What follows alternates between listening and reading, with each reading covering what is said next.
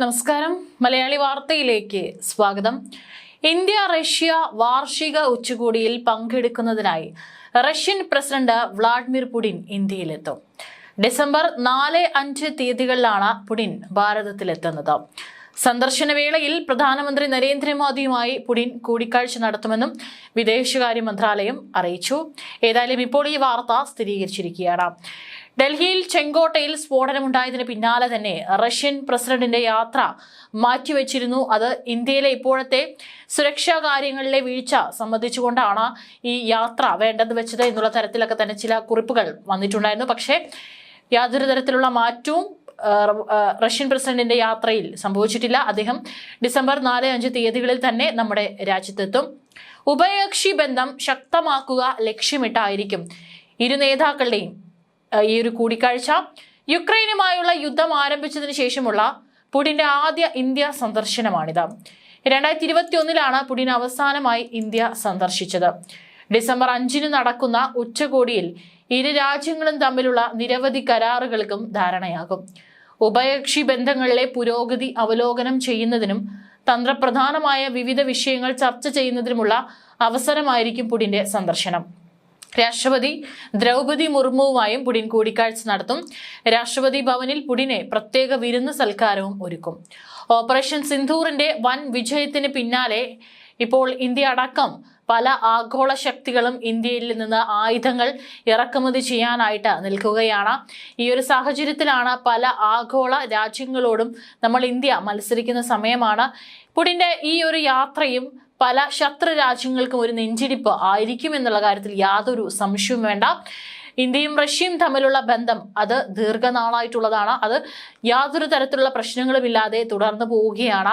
പലപ്പോഴായിട്ട് American president Trump അടക്കം ഇന്ത്യയെ ഭീഷണിപ്പെടുത്തിയിരുന്നത് റഷ്യയുമായുള്ള ഇന്ത്യ കൂടുതൽ അടുക്കുന്ന ആ ഒരു ബന്ധത്തെ ചോദ്യം ചെയ്തുകൊണ്ടാണ്.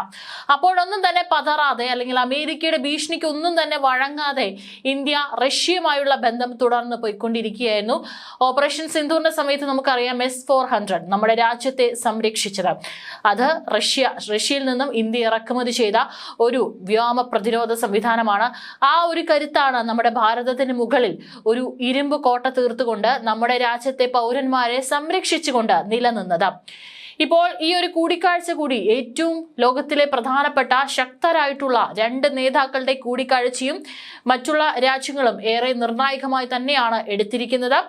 ഇതുകൂടാതെ S-400 വ്യോമ പ്രതിരോധ സംവിധാനം ശക്തിപ്പെടുത്തുന്നതിന്റെ ഭാഗമായി റഷ്യയിൽ നിന്ന് 300 മിസൈലുകൾ വാങ്ങാനാണ് തീരുമാനം. പാകിസ്ഥാനെതിരെ ഉപയോഗിച്ചിരുന്ന മിസൈലുകൾക്ക് പകരമായാണ് ഇവ വാങ്ങുന്നത്. ഓപ്പറേഷൻ സിന്ധൂറിലും പിന്നീട് 4 ദിവസം നീണ്ടുനിന്ന സംഘർഷത്തിലും ഇന്ത്യൻ വ്യോമസേനയ്ക്ക് നിർണായകമായതും S-400ന്റെ സാന്നിധ്യമാണ്.